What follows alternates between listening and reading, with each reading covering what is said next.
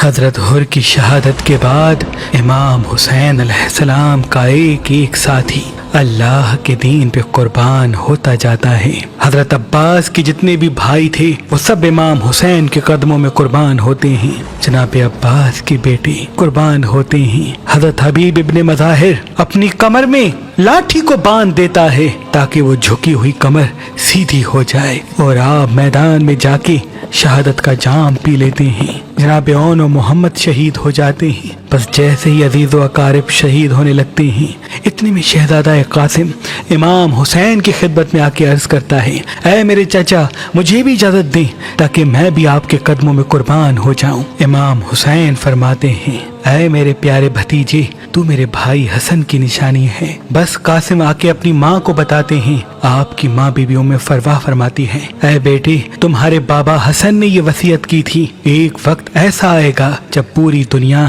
میرے بھائی حسین کے خلاف ہو جائے گی۔ اس وقت یہ تعویذ جو قاسم کے بازو پہ بندھا ہوا ہے، اس کو کھولنا تاکہ میرا بھائی میرے بیٹے قاسم کو اجازت دے دے اور میرا بیٹا قاسم میرے بھائی حسین کے قدموں پہ قربان ہو جائے۔ بس شہزادہ قاسم کو اجازت ملتی ہے، آپ میدان میں جاتے ہیں۔ جیسے ہی آپ شیر کی طرح لڑتے ہیں، مغرب کا لشکر مشرق کی طرف، مشرق کا لشکر مغرب کی طرف بھاگتا ہے۔ آپ گھوڑے کی زین سے زمین پہ آتے ہیں اور آپ کا جسم پامال ہو جاتا ہے۔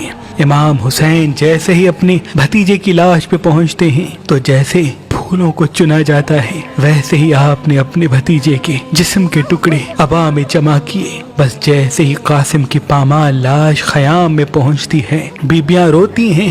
اتنی دیر میں جناب عباس فرماتے ہیں، اے میرے مولا حسین، اب تمام ساتھی شہید ہو گئے ہیں، مجھے اجازت دے دیں۔ امام حسین فرماتے ہیں، اے عباس، تو فوج کا سپہ سالار ہے، تجھے اجازت کیسے دوں؟ جناب عباس فرماتے ہیں، مولا، اب اس فوج میں سوائے اکبر اور آپ کے کوئی نہیں رہا۔ پھر آپ فرماتے ہیں، اے میرے مولا، بچے بہت پیاسے ہیں، 3 دن مسلسل پیاسے رہنے کی وجہ سے اب بچوں سے پیاس برداشت نہیں ہوتی اور مجھ سے ان کا تڑپنا دیکھا نہیں جاتا، مجھے حکم دے میں دریا سے پانی لے کے آؤں۔ امام حسین فرماتے ہیں، اے عباس، جا اپنی بہن زینب کے پاس، اگر زینب اجازت دے دے تو پھر نہر فرات چلے جانا۔ جناب عباس بی بی زینب سے اجازت لے کے میدان میں آتے ہیں اور شیر کی طرح حملہ کر کے دریائے فرات تک آ پہنچتے ہیں، مشک میں پانی بھر کے بس واپس پلٹ ہی رہے تھے۔ اتنی دیر میں عمر بن سعد کہتا ہے، دیکھتے کیا ہو، اگر پانی حسین کے خیام تک پہنچا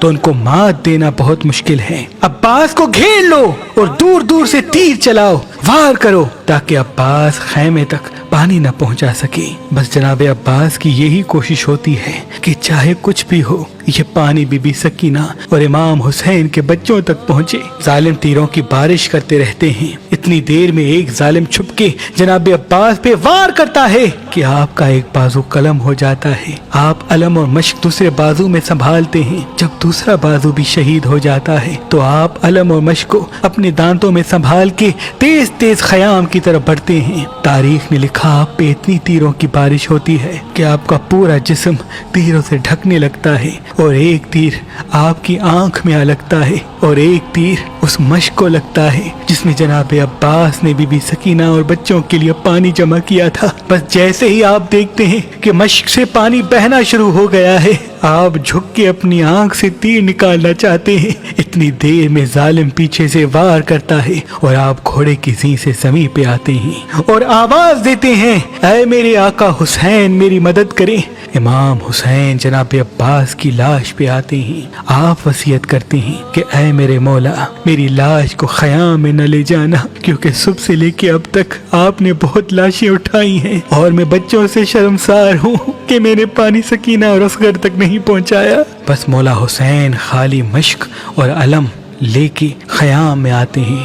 بچے دور سے جب علم کو دیکھیں تو انہیں لگا شاید عباس چچا آ رہے ہیں، لیکن دیکھتے ہیں کہ خالی مشق ہے اور خون سے بھرا ہوا علم امام حسین لے کے آ رہے ہیں، اور چچا امام حسین کے ساتھ نہیں۔ بس بچے رونا شروع کرتے ہیں۔ امام حسین بچوں کو دلاسا دے کے کہتے ہیں کہ تمہاری پیاس کو رہتی دنیا تک یاد رکھا جائے گا۔ میرے نانا کے دین کو بچانے کے لیے اے میرے بچوں، तुम्हारा प्यासा रहना जरूरी है। इतनी देर में जनाब अली अकबर फरमाते हैं, बाबा अब मुझे भी इजाजत दें। इमाम हुसैन शबी रसूल अली अकबर का माथा चूमते हैं। आप अपनी माँ और बहनों से इजाजत लेके मैदान में आते हैं और खुतबा देते हैं, ऐ लोगो देखो मैं तुम्हारे रसूल मोहम्मद मुस्तफ़ा सल्लल्लाहु अलैहि वसल्लम का हम शक्ल हूँ।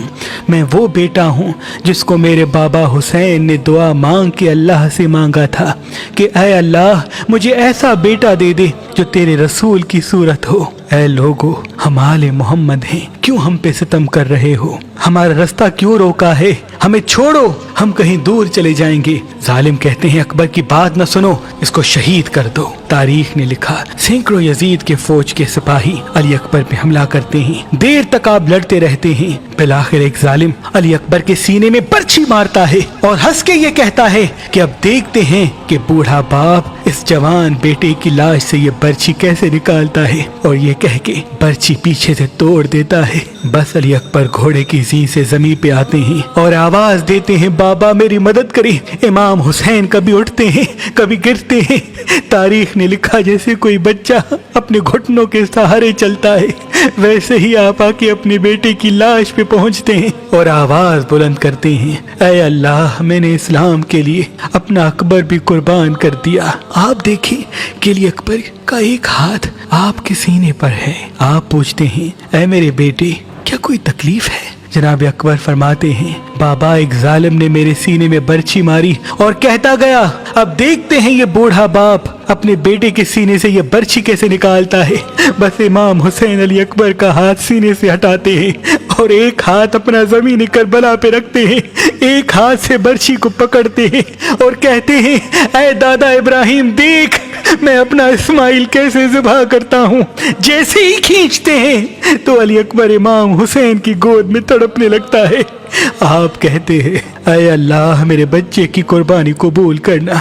बस अली अकबर की लाश को उठाए ख़याम में आते हैं और बीबी उम्मे लैला और बीबी ज़ैनब से कहते हैं, मेरे बेटे की कुर्बानी कबूल हो गई। फिर आप मैदान में आके हुज्जत तमाम करते हैं और कहते हैं, ऐ मेरे नाना की उम्मत मैं तुम्हारे रसूल का नवासा हूँ और इन ख़याम में तुम्हारे रसूल की बेटियां हैं। हमने 3 दिन से पानी नहीं पिया, हमारा क्या कसूर है? वो सब कहते हैं, तुम्हारा ये कसूर है कि तुम अली के बेटे हो। यहाँ सब अली की औलाद से बदला लेने आए हैं। इमाम हुसैन फरियाद बुलंद करते हैं कि हल मिन नासिर यंसुरना, है कोई मुझ गरीब की मदद करने वाला? तमाम लोग हंसते रहते हैं, लेकिन ख़याम में एक झोले से शहजादा खुद को गिरा देता है और आवाज बुलंद करता है, ऐ मेरे मौला अभी मैं जिंदा हूँ। जब रोने की आवाज इमाम हुसैन के कानों तक आ पहुँचती है, आप खैमे में आते हैं और कहते हैं, क्या बीबियो अभी तुम्हारा वारिस जिंदा है, क्यों इतनी जोर से रो रही हो?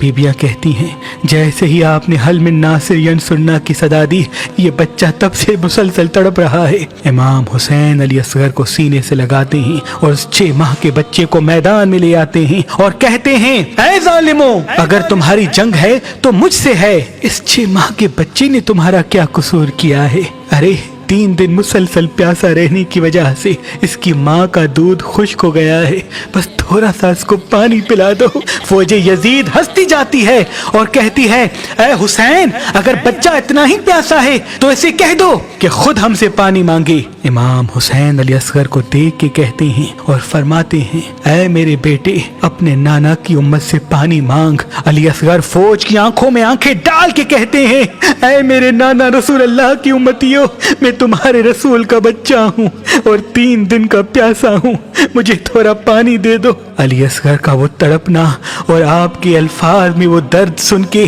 फौजी यजीद हिल जाती है। इतनी देर में उमर बिन साद कहता है कि हुरमला देख क्या रहा है, ये फौज पूरी बागी हो जाएगी, जल्दी निशाना ले और उस बच्चे का काम तमाम कर। बस वो हुरमला 3 नोकों वाला तीर निकालता है। तारीख ने लिखा, वो तीर इतना वजनी था कि अली असगर को चीर के इमाम हुसैन के बाजू पे आ लगता है। अली असगर मुस्कुराते रहते हैं اور آپ کے جسم سے خون بہتا جاتا ہے۔ امام حسین اپنے بچے کو شہید ہوتا ہوا دیکھ کے چاہتے ہیں کہ یہ خون آسمان کے حوالے کریں۔ آسمان تڑپ کے کہتا ہے اے نواسہ رسول، ہم قیامت تک پانی نہیں برسائیں گے، آپ چاہتے ہیں خون کو زمین کے حوالے کریں۔ زمین رو کے کہتی ہے اے نواسہ رسول، ہم قیامت تک اناج نہیں اگلیں گے، آپ نے بچے کے خون کو اپنے چہرے پہ مل لیا۔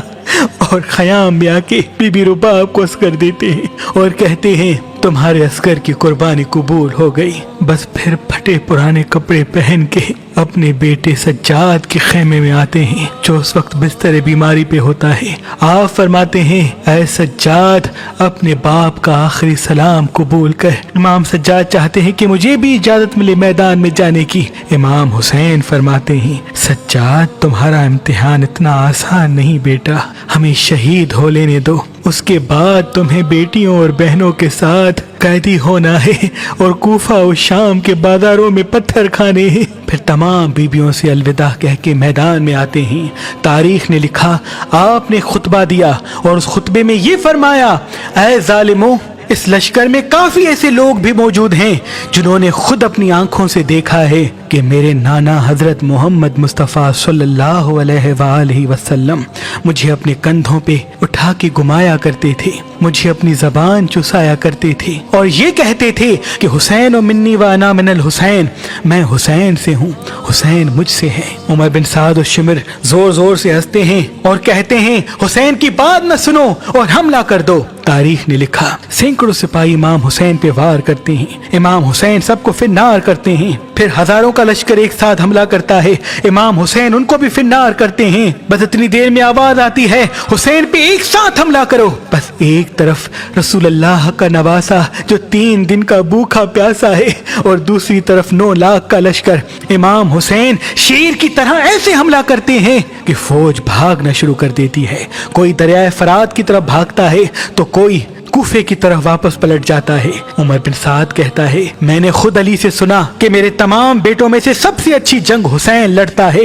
اے لوگو، حسین کو مات دینا ناممکن ہے، بس دور چلے جاؤ اور حسین کو تیر مارو اور کچھ سپاہی جا کے خیام کو آگ لگا دیں۔ جب حسین خیام کی طرف جائے تو تم تیر مارنا اور جب حسین تمہاری طرف آئے تو تم خیام کی طرف پلٹنا۔ بس سپاہی دور جا کے امام حسین کو تیر مارنا شروع کرتے ہیں۔ تاریخ نے لکھا کوئی نیزہ مارتا ہے، کوئی بھالا پھینکتا ہے، کوئی تیر مارتا ہے، کوئی تلوار مارتا ہے۔ جس کے پاس مارنے کے لیے کچھ نہیں ہوتا وہ کربلا کی گرم زمین سے پتھر اٹھا کے امام حسین کو مارتا ہے اور وہاں خیام کو آگ لگنے کی صورت میں بیبیوں کی آوازیں بلند ہوتی ہیں۔ امام حسین کبھی خیام کی طرف جاتے ہیں، کبھی میدان کی طرف آتے ہیں، بس آواز غیب آنے لگتی ہے اے حسین تیرا اللہ تجھ سے راضی ہو گیا۔ امام حسین اپنی تلوار کو روک لیتے ہیں اور فوج یزید میں سے کوئی ظالم امام حسین کی پشت پہ وار کرتا ہے۔ آپ گھوڑے کی زین سے زمین پہ آتے ہیں اور سجدہ شکر میں چلے جاتے ہیں، مسلسل اللہ کی دربار میں عرض کرتے ہیں اے اللہ تیرا شکر ہے کہ تو نے محمد کے اس نواسے کو اس عظیم امتحان کے لیے چنا۔ بس وہاں خیام جلتے رہے اور یہاں آپ اللہ کا شکر کرتے رہے۔ اتنی دیر میں ظالم آگے بڑھتے ہیں اور امام حسین کا سر کاٹنا چاہتے ہیں۔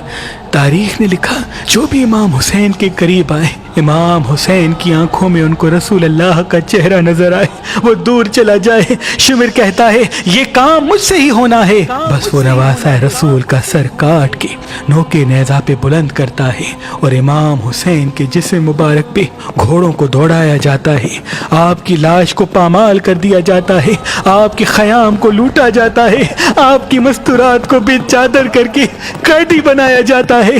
لیکن آپ کا سر مبارک کٹنے کے بعد بھی نوکے نیزہ پہ بلند ہو کر تمام انسانوں کے نزدیک یہ پیغام دیتا ہے کہ لا الہ الا اللہ محمد الرسول اللہ، اللہ کے سوا کوئی عبادت کے لائق نہیں اور میرے نانا حضرت محمد مصطفیٰ صلی اللہ علیہ وآلہ وسلم اللہ کے رسول ہیں۔